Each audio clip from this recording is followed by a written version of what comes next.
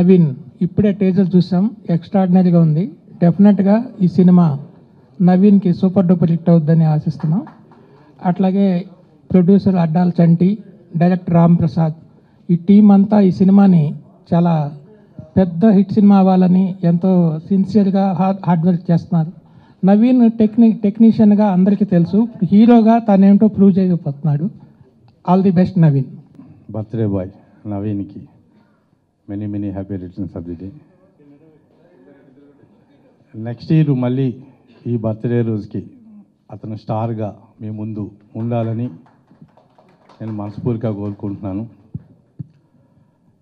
ఒక్కొక్కసారి యాదృచ్ఛికంగా కొన్ని జరుగుతూ ఉంటాయి. నేను ఆర్ట్ డైరెక్టర్గా ఉంటూ నిర్మాత అయినప్పుడు నా ఆఫీస్కి ఫస్ట్ రామానాయుడు గారు, వెంకటేష్ బాబు వచ్చి కొబ్బరికాయ కొడుతూ నాయుడు గారు ఒక మాట అన్నారు. ఎందుకన్నారో నాకు తెలీదు.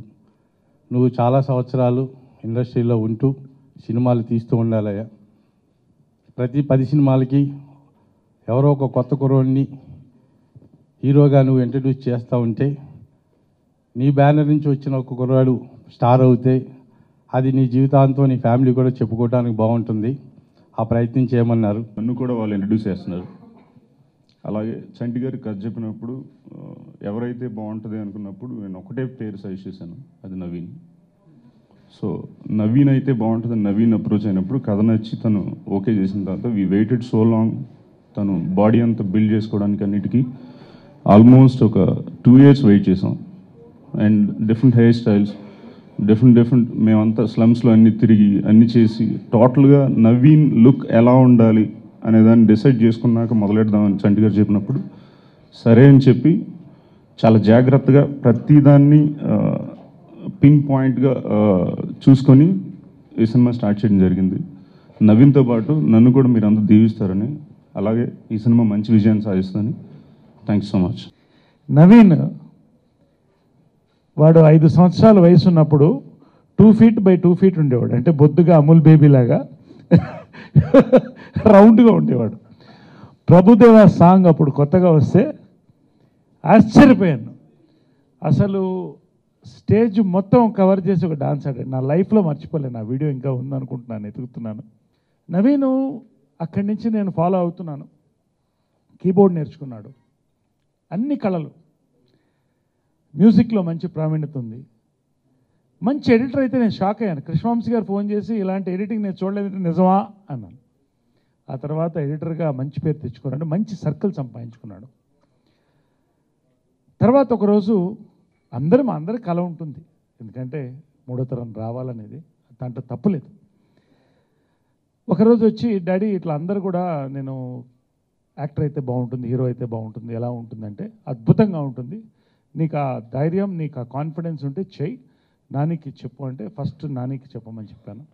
ఆమె ఆశీర్వాదం, కృష్ణ గారి ఆశీర్వాదం తీసుకున్న తర్వాత 2 years వాడు కష్టపడ్డాడు. దీని మీద ఎంత శ్రమపడ్డాడు నేను చెప్తే బాగుండదు, మీకే తెలుసు. ఆ తర్వాత అతనుకున్న సర్కిల్లో నాకు 2 సినిమాలు వచ్చినాయి, మంచి సినిమాలు.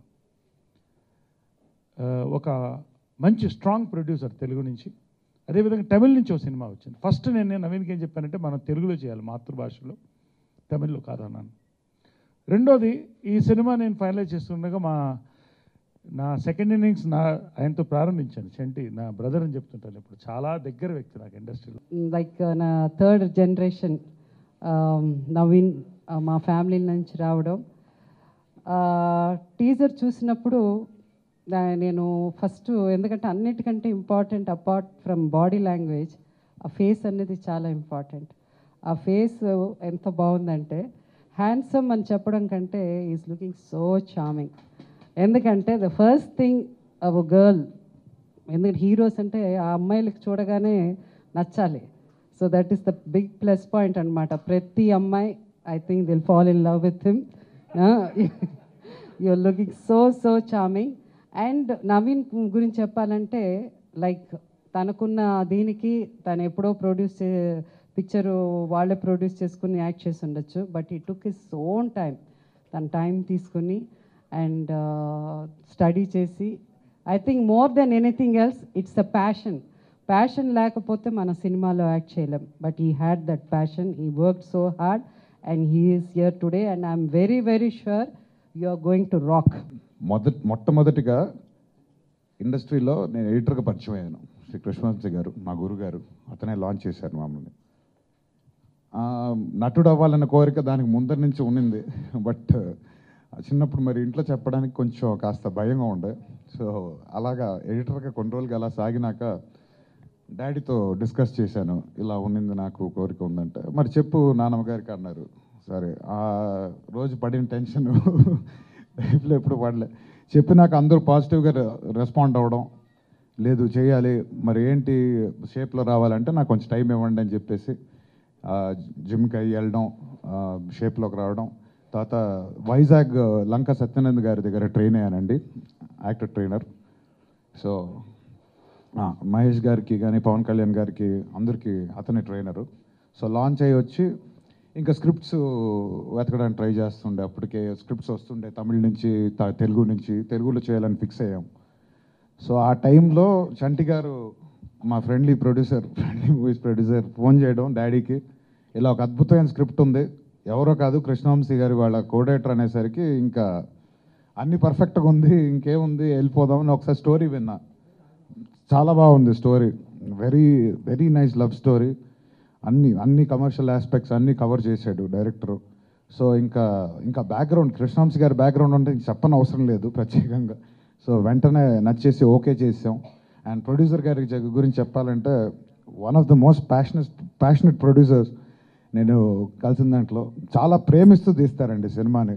అండ్ అతను ప్రొడ్యూసర్ కూడా మా ఫ్రెండ్ లాగే మూవ్ అవుతుంటారు. రోజు ఆఫీస్కి వస్తే చాలా యాక్టివ్గా, మాకన్నా ఇంకా యాక్టివ్గా ఉంటారు ఆయన. సో అది రావడం, ఎవ్రీడే హెల్దీ డిస్కషన్స్, ఇలా ఆయన గురించి ఇలా చేశానని ఒక టెక్నీషియన్ కూడా ఆయన. సో ఇలాంటి బాగా మంచి క్రియేటివ్ డిస్కషన్స్ అవి అవుతుంటాయి ఆయనతో. So thanks lot for support అండి. అండ్ సురేష్ మా కెమెరామెన్, వెరీ టాలెంటెడ్ కెమెరామెన్. నాన్నగారు చెప్పినట్టు చందమామ కథలకి కెమెరామెన్ అతను. ఆ వర్క్ చూసిన వెంటనే ఇంకా ఇతన్నే ఫిక్స్ అయిపోయామాట, డెఫినెట్లీ ఉండాలని. అండ్ రామ్ ప్రసాద్, సారీ మీ గురించి ఫస్ట్ చెప్పాడు, అదే వెరీ కమిటెడ్, వెరీ టాలెంటెడ్, మంచి humorous character Ram Prasad. And ఆటోమేటిక్గా అదే రిఫ్లెక్ట్ అవుద్ది సినిమాలో కూడా. ఇప్పటివరకు 60% అయిందండి. ఎవ్రీడే ఎడిటింగ్ షూట్లను కూర్చోవాలనిపిస్తుంది చూస్తుంటే. ప్రతి నా లుక్ దగ్గర నుంచి, ప్రతి నా డైలాగ్ దగ్గర నుంచి, ప్రతి ఎక్స్ప్రెషన్ దగ్గర నుంచి కూడా చాలా కేర్ఫుల్గా ప్రతి స్టెప్ చూస్తూ, అక్కడ లొకేషన్లో కూడా ఏదైనా కరెక్షన్స్ ఉంటే అక్కడ చెప్తూ పర్ఫెక్ట్గా వస్తే కానీ ముందరికి వెళ్ళడు. సో అలాంటి డైరెక్టర్ దొరకడం నా అదృష్టం, ప్యాషనెట్ ప్రొడ్యూసర్ దొరకడం నాకు అదృష్టం. మా టెక్నీషియన్స్ కానీ అందరూ very very very passion driven and చాలా లక్కీ సెటప్లో ఉన్నాను. సో ఇది నా మొదటి బర్త్డే, అంటే ఒక యాక్టర్గా జర్నీ స్టార్ట్ అయినాక. సో మీ అందరితో సెలబ్రేట్ చేసుకోవడం నా అదృష్టంగా భావిస్తున్నాను. ఈరోజు నవీన్ కొంచెం లేట్గా ఎంటర్ అయ్యాడు, ఎందుకంటే మొదటి నుంచి టెక్నీషియన్స్గా అతని పేరు తెచ్చుకోవాలని చూస్తున్నాడు. ఎడిటర్గా చాలా పేరు వచ్చింది. మోహన్ బాబు గారు కూడా ఇవాళ మార్నింగ్ ఇది చూసి, గొప్ప హీరో అవుతాడయ్యా నీ కొడుకు. ఫస్ట్ ఫోన్ ఆయనదే వచ్చింది మాకు. నేను ఎక్కడో మెడ్రాస్లో ఉండగా మోహన్ బాబు గారు నాకు ఫోన్ చేసి మీ నవీన్ బ్రహ్మాండంగా ఎడిట్ చేశాడు ఈ సినిమా అంటే, నేను చూస్తానులేండి అని అన్నాడు. ఆ తర్వాత చాలా సినిమాలు చేస్తూ వచ్చాడు. ఇంకా ఎడిటింగ్ అంటే మనకు తెలుసు కదా, రాత్రి పగలు బాడీ మెయింటెనెన్స్ ఏమి ఉండవు.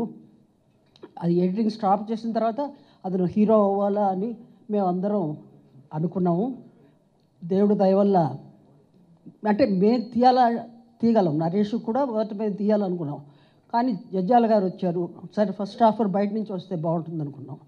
అలాగే నవీన్కి కూడా చంటి అజ్జాల గారు ఆయన కథ చెప్పినప్పుడు అంటే వేగంగా కథ చెప్పారు.